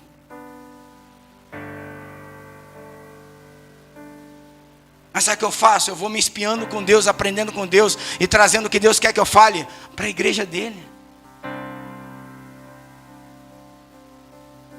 E é impressionante quando você vê na Bíblia, quando Jó parou de excomungar as coisas, brigar com Deus, começou a orar por aquele que estava amaldiçoando ele. Jó começou a ser restaurado. Pega os seus problemas, lute com ele, guerreia com ele, com Deus, e continue restaurando vidas, continue restaurando pessoas, continue pregando a palavra de Deus, continue falando para as pessoas que Deus é bom, que Deus vai melhorar seu filho, ainda que o seu não tenha sido melhorado. Fala que Deus vai restaurar o seu casamento, ainda que o seu esteja em restauração. Mas eu não posso ter duas bocas. Não pode jorrar da minha boca água salgada ou água doce. Eu só posso ter uma palavra, a de Deus.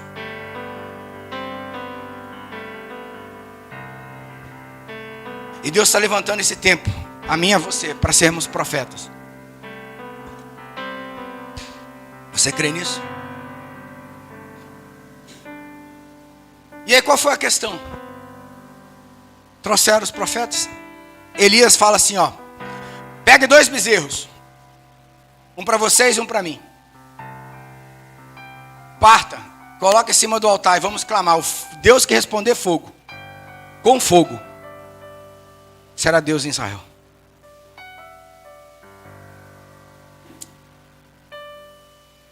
Então, invocar o nome do vosso Deus, e eu invocarei do Senhor. E há de ser que o Deus que responder por meio do fogo, esse será Deus. A gente fica esperando Deus responder. Oh Senhor, dá uma profecia. Senhor, dá um alívio. Senhor, aquieta minha alma. Aí Deus vem com fogo na tua vida. Aí o fogo começa a queimar. Aí levanta em você aquilo que você ainda não conseguiu conquistar em Deus. Aí levanta no seu casamento aquilo que você tem dificuldade. Aí levanta no seu filho aquilo que você tem dificuldade.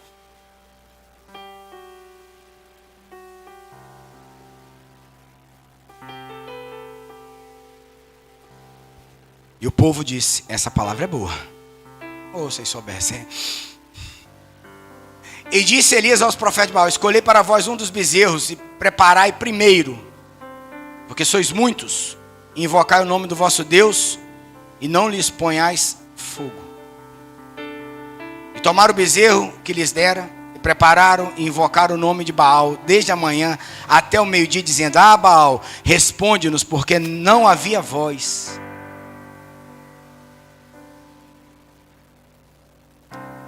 Ô gente, quantas vezes eu e você oramos: Senhor, tem voz? Não tem voz.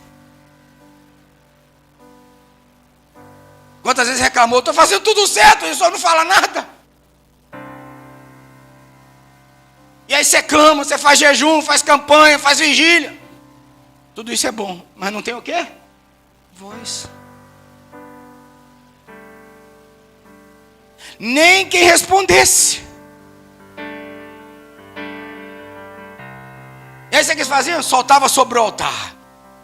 E depois, para melhorar, começaram a fazer sacrifício neles mesmos. Começaram a enfiar faca e espada neles mesmos. É quando a gente para de ouvir Deus e vai para o sacrifício nosso.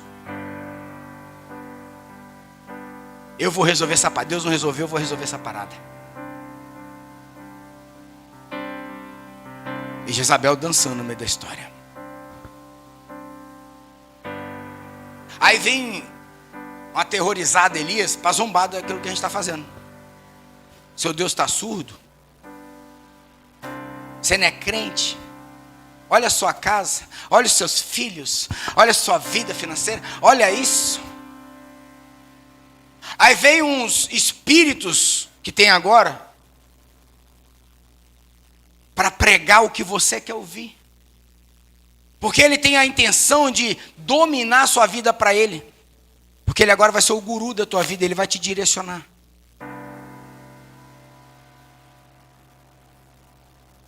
Aí tudo ele quer manipular. Você vai, se você não vai, se você fica, se você não fica. Queridos, vamos ouvir a voz do Senhor nesse tempo. Vamos ouvir a voz do Senhor. Abra a sua Bíblia e leia. Abra a sua Bíblia e leia. E eles clamavam em alta voz, e retalhavam com facas, com lancetas, conforme de costume, e até derramarem sangue sobre si. E sucedeu que, passado o meio-dia, fala de um portal espiritual, profetizaram eles até a hora de oferecer o sacrifício da tarde. Porém não houve voz, nem resposta, nem atenção alguma. Sabe como é que o espírito de Jezabel age dessa forma? É porque ele vai botar você no centro. Aí você vai clamar a Deus, você vai construir altares para Deus, porque você tem necessidades, porque você tem uma dor, porque você tem um medo, porque você está vendo a desgraceira acontecendo e perdeu a visão profética. Aí você precisa de um Deus que atende a sua necessidade. E aí nesse final dos tempos, Deus levantará homens que falarão o seu coração. E a Bíblia chama esses homens de falsos profetas, que atende ao espírito de engano que está nesse mundo, que vai vir justamente através de quem? Do anticristo. Cara, Deus não se move porque você tem necessidade. Davi, homem segundo o coração de Deus, caiu em adultério. Deus foi lá e perdoou Davi, mas não tirou a semeadura dele. Deus não sabia que Davi ia cair? Deus deu Sansão na mão dos filisteus, e filisteus matou mais filisteus na sua morte do que na sua vida. Mas Deus não sabia que Sansão ia fazer o que fez? Se entregar à prostituição, sendo ele um nazireu ungido. Então não é por causa da nossa competência, porque nós não temos. É por causa dele. O problema é que a gente quer atender a Deus porque nós queremos nos mostrar competente para eles. Não, queridos, é por amor. Amor não exige competência. Quando você fazia um altar e partia um animal ao meio, era um pacto. E os dois senhores tinham que passar naquele pacto no meio do sangue, que é aspergido entre as partes, para dizer: se você quebrar o pacto, eu vou fazer com você o que nós fizemos com esses animais. Foi assim que Deus fez com Abraão. Só que Abraão dormiu e não viu Deus passar. Porque Deus não tem pacto, Deus tem aliança. E a aliança do Senhor, ela não pode ser quebrada. Ela não pode ser mudada. Então o que nós temos que fazer? O que Elias fez: confrontar o que é falso. E como é que eu confronto o que é falso? Através de quê? Do que é o que é verdadeiro. A palavra. Em seguida, então Elias disse ao povo: chegai-vos a mim. E todo o povo se chegou a ele, e restaurou o altar do Senhor que estava quebrado. Cara, chama seus filhos e restaura o altar do seu coração. Chama seu marido, chama sua esposa, chama o ministério, chama o amigo com quem você tiver um altar quebrado. Chama e restaura o seu altar. A Bíblia diz: se você tiver algo contra teu irmão, você deixa a oferta no altar, volta, se reconcilie com ele, para depois vir e botar a oferta no altar. Restaura dentro de você o que está quebrado. Você não vai conseguir restaurar o quê? Sozinho. Sabe quem quer você sozinho? Jezabel. Quando esse mesmo Elias ficou sozinho, ele foi confrontado, ele teve medo e entrou em depressão. Você não consegue ser restaurado sozinho. Seu espírito doeu. Segundo, e com aquelas pedras edificou o altar em nome do Senhor. Ou seja, ele pegou a palavra e começou a edificar as pedras. Porque quando eu edifico as pedras, que nós somos pedras vivas de Deus, as portas do inferno não podem prevalecer contra.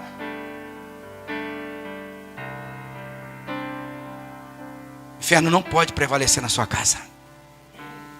E não foi eu que disse, foi ele. Então, em nome de Jesus, o inferno vai ter que sair da sua casa hoje. Mas você tem que fazer o caminho de volta do arrependimento. Elias profetizou arrependimento. Isso disse: arrependei-vos, porque é chegado o reino dos céus. Jesus disse: quem quiser vir após mim, negue-se a si mesmo. Arrependimento. Isso é restauração. Pega a palavra, querido, deixa ela te confrontar e construir em você um altar. Depois você rega isso com água, com espírito. E aí ele manda jogar água 3 vezes. Fala de um batismo. Sabe o que é batismo? Batismo é você ser imerso em uma realidade. Você quer mudar a sua realidade? Entra na realidade do Espírito. Entra na visão profética do Espírito. Entra na vida de Deus e abandona a sua.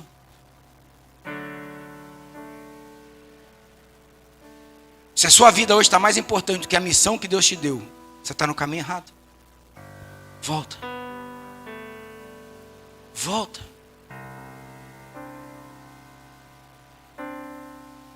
Aí sabe o que ele fez? Depois que a água corria ao redor do altar, estava bem cheio, ele clamou ao Senhor, dizendo: sucedeu que no momento a ser oferecido o sacrifício da tarde, o profeta Elias aproximou e disse: Senhor, Deus de Abraão, de Isaque e de Israel. Por que é importante saber disso? Porque Deus é geracional. Deus vai curar você para que você seja instrumento para curar o quê? Outra geração. Deus vai curar a sua casa, porque seus filhos serão curados, e os filhos dos seus filhos serão curados, e os filhos dos seus filhos serão curados, e toda a sua descendência receberá a visitação da cura do Espírito de Deus. Eu preciso me responsabilizar com a minha geração.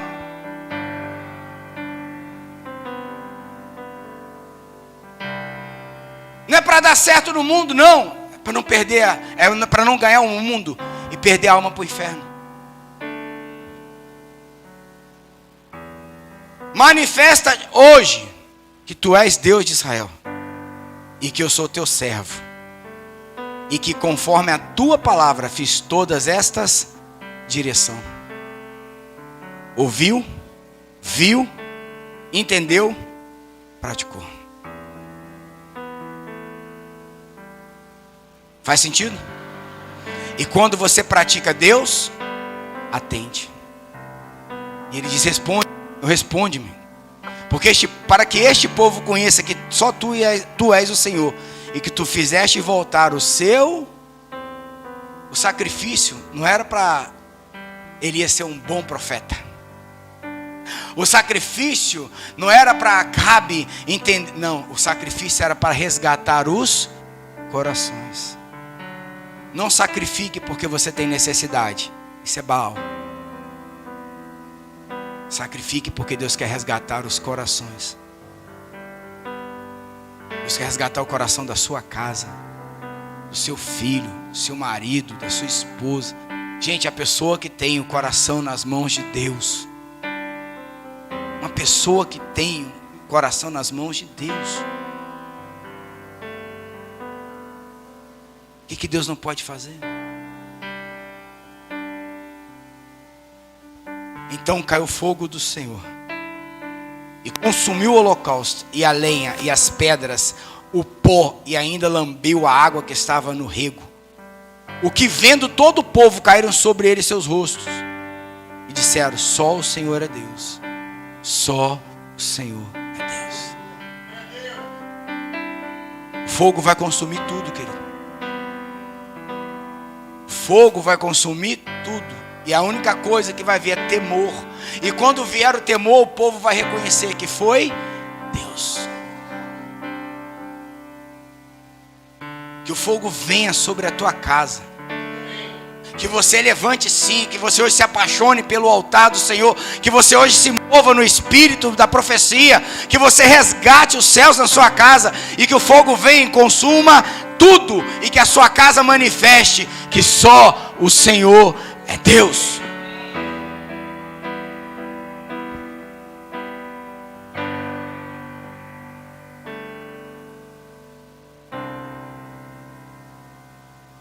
E vai vir.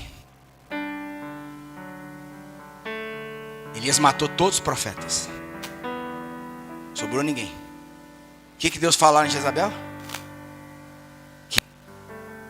Ia adoecer, ia. Não brinque com Deus. A questão é a gente estar pronto, com o coração pronto para esse tempo. O mundo quer roubar o coração da sua casa, o coração dos seus filhos. Deus quer ele de volta. Filho meu, dai-me o teu Então disse Elias a Acabe: sobe, come e bebe, porque há um ruído de uma chuva. Eu digo para você hoje: sobe. Sobe para essas verdades espirituais, sobe para os altares da família, sobe para as verdades do Espírito e da Palavra de Deus. Come nessa mesa, bebe nessa mesa. Sabe por quê? Porque eu escuto ruído de chuvas abundantes. Sabe o que é subir? Fazer parte. É ser intencional. É ser servo.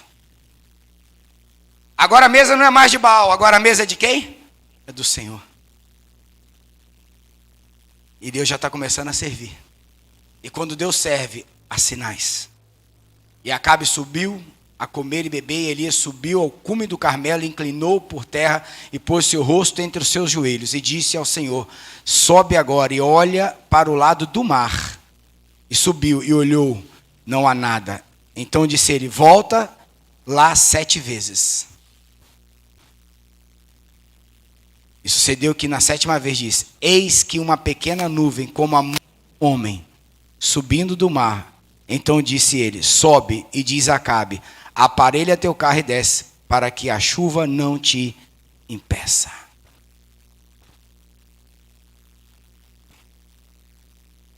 A chuva está vindo. Se você não vê, queridos, 7 vezes. 7 vezes aqui, sabe que fala de quê? Que às vezes na primeira vez que você ouve essa palavra, teu orgulho, a tua lepra, não deixa você entrar nessa verdade. Mas quando você se banha no Jordão 7 vezes, você sai curado. Quando você arranca a sua capa de general, quando você arranca seu eu e mergulha no Rio Jordão 7 vezes, sua lepra é curada. Sua visão é aberta. Sua visão é aberta.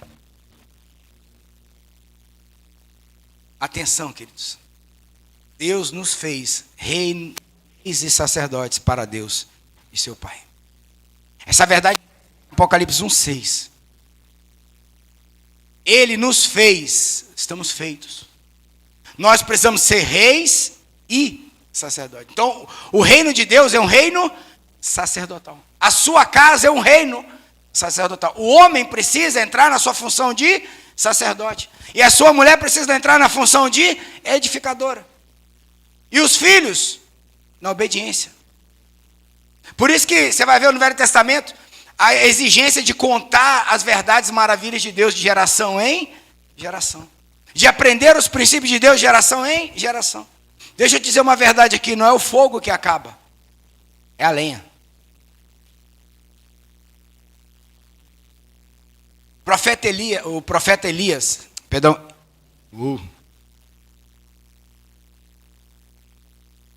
Eli, tinha seus 2 filhos.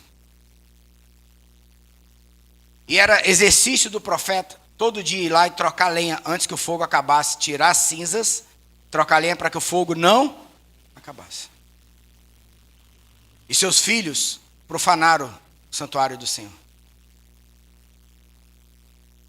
E seus filhos profanaram o santuário do Senhor. Ficavam 2, 3 dias sem tirar as cinzas e o fogo apagava.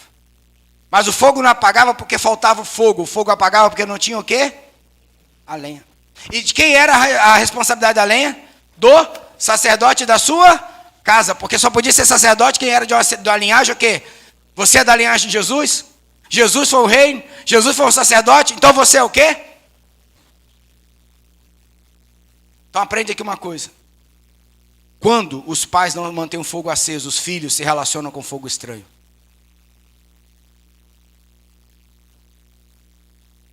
Vou falar de novo. Quando os pais não se relacionam, não mantêm o fogo aceso, os filhos se relacionam com fogo estranho. Os princípios. Não, mas eu conheço Deus, agora eu quero experimentar o mundo. É barril ouvir isso. Eu quero experimentar outras coisas. Aí você tem certeza que Jezabel tomou a mente do seu filho. E você precisa resgatar não a mente, o coração dele. E não é para Deus, é para você.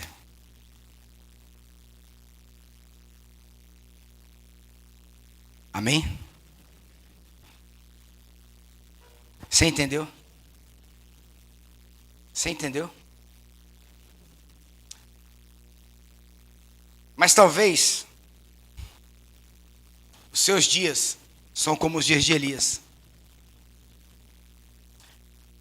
A gente não pode falar de Elias no capítulo 18 sem lembrar do 17. E aqui eu quero encerrar minha mensagem nessa noite. Eu já estourei todos os tempos possíveis. O tempo de Elias era um tempo de medo, escassez e morte. Medo, escassez e morte. É um tempo onde Jezabel faz com que as pessoas amem a sua dor, trabalhem pela sua dor, pela sua necessidade, pela sua injustiça. Por isso que nunca se viu falar tanto em minorias. Porque as pessoas estão clamando, tem tanta injustiça que as pessoas estão clamando por alguém que as defenda. Não que a ame, mas que a defenda. Como ela precisa resolver sua dor, ela se torna escrava de quem defende. Alô? Cuidado com as necessidades dessa vida, querido. Nossas guerras internas podem gerar guerras externas. As necessidades, Abraão tinha um caminho para fazer. Canaã. Teve fome na terra. Ele desceu ao Egito para comer na mesa do Egito. Não desça ao Egito se você está indo para Canaã. Não desça ao Egito se você está indo para Canaã, mesmo que você fique com fome.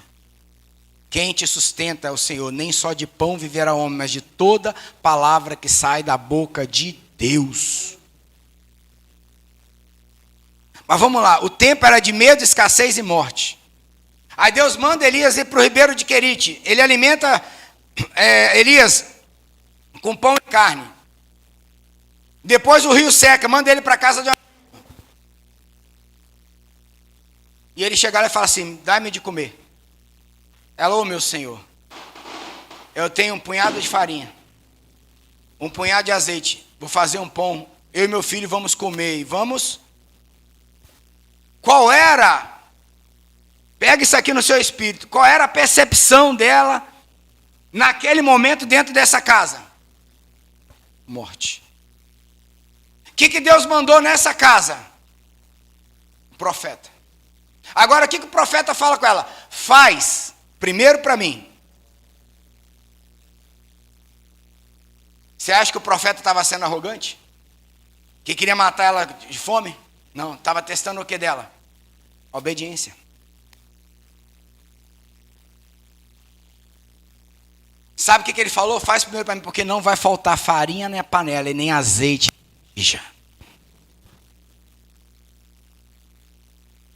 Cara, eu preciso obedecer à voz profética. Queridos, eu entendo uma coisa. Tem provisão no pouco. Tem provisão dentro do seu casamento, há pouco você viveu de Deus. Tem provisão dentro do seu filho, no pouco que ele aprendeu de Deus. Tem provisão na sua casa. A gente está olhando lá para fora. Lá para fora tem medo, tem morte, tem escassez. O mundo está assim, o mundo está assado. Mas Deus nesse momento não está olhando para fora. Deus está olhando para dentro. Deus está enviando uma voz profética para dentro da tua casa. E está dizendo, se você obedecer essa voz, não vai faltar farinha na panela e não vai faltar azeite na sua casa. O que ele está dizendo? Não vai faltar uma palavra de Deus para você. E nem vai faltar uma unção para quebrar os jugos da sua casa.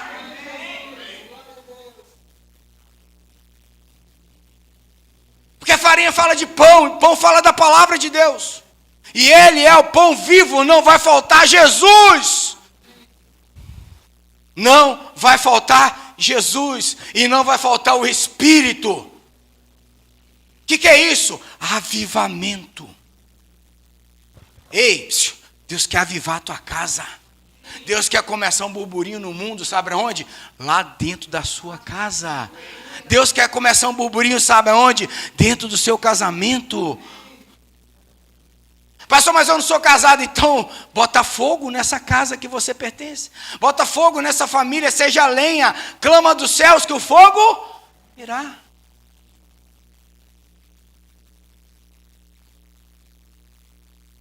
Aí ela faz. Aqui é que é massa. Dá ele. Eles comem. E a Bíblia diz que naqueles dias eles foram alimentados. Aí quando você pensa, você já está agora fluindo. Porque o profeta está ali.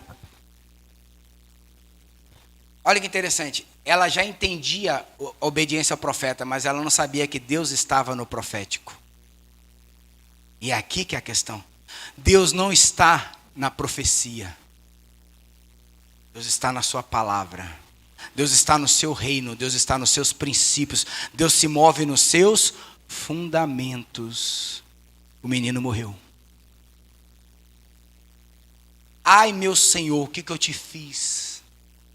Cara, ela era viúva. Já não tinha comida em casa. Não tinha quem ia sustentar.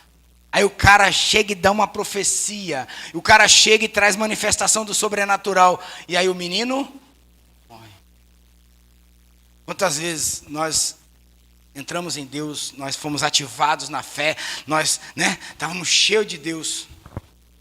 Ei, o que você viveu com Deus até hoje é muito pouco, perto do que Deus tem para você pro resto da vida. Cara, não pare de buscar. Tesouros estão escondidos em lugares profundos. Dá trabalho cavar. Você tem que cavar. Aí você começa, Aí isso acontece. Já tô na fé, já estou no amor, já estou na paciência, mas está tolerando quem? Tolera na tua vida não. Se revolta hoje em nome de Jesus. Mas contra Baal e não contra Deus. Se revolta contra a sua frieza, se revolta porque você não lê mais Bíblia, que você não jejua, que você não está fazendo parte do movimento da igreja, que você não está debaixo de uma autoridade. Levanta de onde caíste, arrependa-te, volte ao primeiro amor. Por quê? Porque o profeta vai e deita sobre aquilo que é fruto, sobre aquilo que era o filho. 3 vezes, ó. O menino morreu. O que os seus filhos... Os filhos que estão mortos nesse lugar, os filhos que estão mortos nessa cidade, os filhos que estão mortos na casa do Senhor, o profético vai vir e vai tocar 3 vezes. A vida que eles tinham vai morrer. Eles vão morrer com Cristo e vão renascer com Cristo e serão transfigurados com Cristo novamente. E ele subiu no menino 3 vezes e o menino viveu. Aí ela fala: verdadeiramente o Senhor está neste lugar. Deus não quer levar uma palavra profética para a tua casa. Deus quer ir para a tua casa. Deus quer agir através de você. Deus quer restaurar a sua casa, seus filhos. Deus quer trazer isso e agir através disso. Em nome de Jesus. Então levanta você nessa noite. Está cansado de me ouvir? Fica de pé e vamos orar.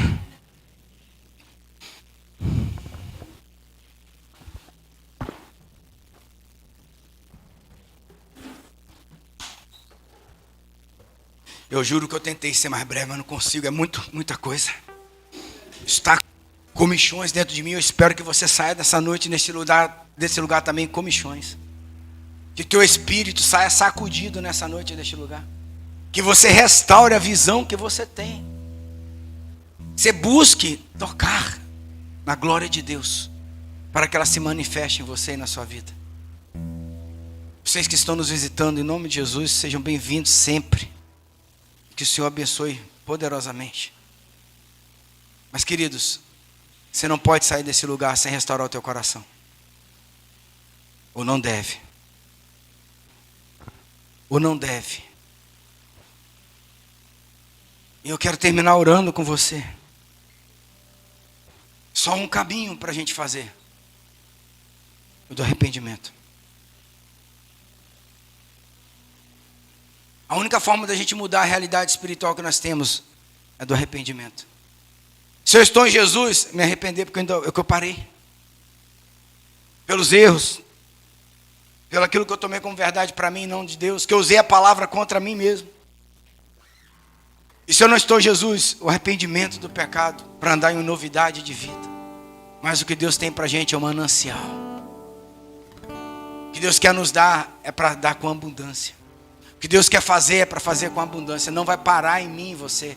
Não é por causa de mim e de você. É por causa de mim, de você, dos meus filhos, dos filhos dos nossos filhos, dos filhos dos filhos dos nossos filhos e de uma geração que Deus está levantando avivada nesse tempo.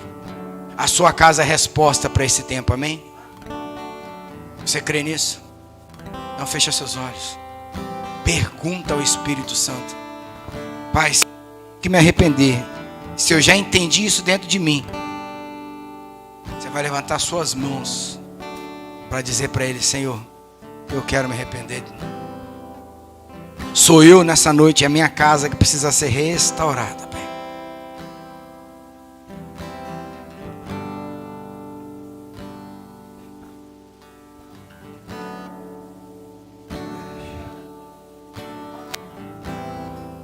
Senhor, nós precisamos ser restaurados, Senhor, nesses dias. Hoje o Senhor bradou com os céus nesse lugar. Verdades por elas que muitas vezes estamos lutando contra. Mas de uma forma deturpada, Senhor. E nós sabemos que nós precisamos dessa verdade. E é por amor, Senhor. Não é pela dor. É por graça, é por sabedoria, é por misericórdia, é pela cruz do teu Filho, é pela verdade da tua palavra, Senhor. Tu não és homem para que minta, nem filho do homem para que se arrependa. A tua palavra, Senhor, ela cumprirá tudo aquilo para o qual ela foi manifestada e profetizada nestes dias. Então nessa noite, Senhor, eu quero apresentar cada família aqui, Pai. Cada altar, cada coração. Cada pai, cada mãe, cada filho. Cada marido e cada esposa. Deus, vem com o teu fogo. Eu clamo nessa hora. Vem com o teu fogo, Senhor, sobre nós. E queima, Senhor. Queima, Senhor. Queima, Senhor, todo espírito de Jezabel, tudo aquilo que nós levantamos de altares de Jezabel sobre nossas vidas, que o Senhor queime nessa noite. Que o fogo consuma, Senhor, tudo que é palha, tudo que não é fundamento, tudo aquilo que não é verdade, tudo aquilo que não é a convicção do Espírito em nós, tudo aquilo que não saiu da tua boca, tudo aquilo que foi implantado em nós pelo medo, pela angústia, pela escassez. Vira, Senhor, nossa condição, vira nossa chave, vira nossa casa, vira nossa vida nessa noite. Prepara, Senhor, uma mesa, Pai, para que a gente suba e coma e beba e possamos olhar e ter nossa visão aberta, para que haja uma nuvem como uma mão de um homem, indicando que a chuva vai descer. Mostra-nos a chuva, Senhor, a seródia, Pai. E nossos filhos e as nossas filhas profetizarão, e os velhos terão visões. E todo aquele que invocar o nome do Senhor será salvo nesses dias. Nos levanta, Senhor, nesse tempo, no espírito de Elias. Nos levanta nesse espírito da profecia verdadeira. O Senhor nos deu tempo para se arrepender, e nós declaramos que queremos nos arrepender, queremos mudar esse caminho, essas verdades, queremos edificar altares. Espírito de Deus, nos ajuda. Levanta verdades, levanta pessoas, levanta, Senhor, conhecimento, graça, favor e misericórdia do Senhor nesses dias. Não nos deixa, Senhor, da mesma forma. Porque quem foi dado vai ser mais, vai ser abundante. Então nós não queremos essa noite só conhecer essa palavra. Nós não queremos só ministrados dizendo a palavra. Nós queremos essa palavra e todos os frutos que essa palavra tem para produzir. Nós queremos andar em abundância, em vida abundante, em profecia abundante, Senhor, em manifestação da tua glória abundante, para que o povo torne o seu coração a ti, para que a tua glória seja conhecida através de nós. Vem sobre as nossas células, vem sobre as nossas casas, sobre a casa dessas pessoas que estamos orando, que estamos buscando para o Senhor, que queremos anunciar as boas novas.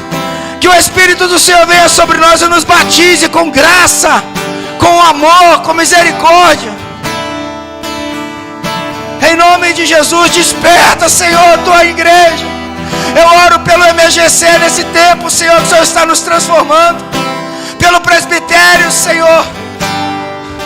Eu oro, Senhor, pela igreja de Itabuna, pelos pastores, pelos líderes de Itabuna, Senhor, pela tua noiva em Itabuna. Eu clamo ao Senhor agora que o Senhor venha, que o Senhor responda cada altar que for levantado. Que o Senhor responda cada altar que for levantado em sacrifício vivo, santo e agradável ao Senhor, para que nós tenhamos a nossa mente transformada e possamos viver a boa, perfeita e agradável vontade de Deus nesses dias, assim na terra como nos céus. Assim na terra como nos céus. Visita agora nossas casas. Visita agora os nossos filhos.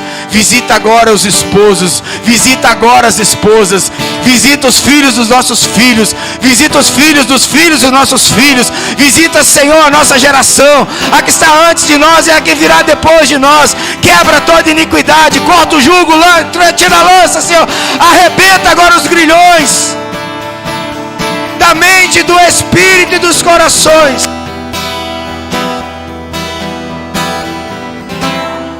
Levanta, Senhor, uma nova realidade em nossas vidas. Uma realidade de abundância e não de escassez. Uma realidade de vida e não de morte. Uma realidade, Senhor, de amor e não de dor. Uma realidade, Senhor, de alegria no espírito, de paz que excede todo entendimento e não de temor e medo. Porque o Senhor nos deu um espírito de moderação, de amor e de sabedoria. Ativa em nós o espírito que o Senhor nos deu. Ativa agora, Senhor, aos teus filhos. Ativa agora, Senhor, nos teus filhos. Batiza-nos com essa realidade. Em nome do Senhor Jesus. Em nome do Senhor Jesus. Que essa semana seja uma semana frutífera da manifestação dessa palavra. Que nós tenhamos a visitação do teu Espírito. E que a graça e o Espírito Santo, o Consolador, seja com cada um nesses dias, sobre nossas vidas. É o que nós te pedimos, em nome de Jesus. Amém. Amém. Amém. Declara a paz do Senhor, teu irmão. Ide em paz. Que o Senhor te guarde e te abençoe poderosamente. Aumenta.